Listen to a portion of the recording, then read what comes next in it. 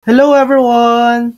In this video, I'm going to show you how to change flight ticket date American Airlines. First, visit the American Airlines website.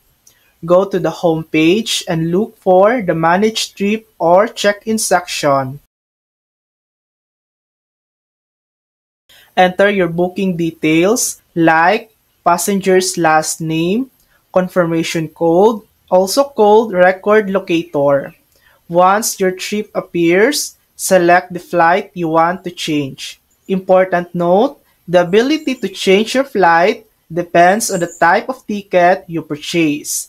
If you book a main cabin or higher, like premium economy or first, changes are usually allowed, sometimes for a fee.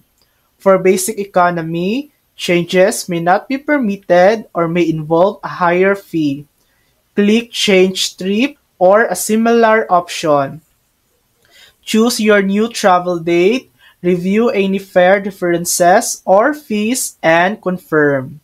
And that's it. That's how to change flight ticket date American Airlines. Thanks for watching.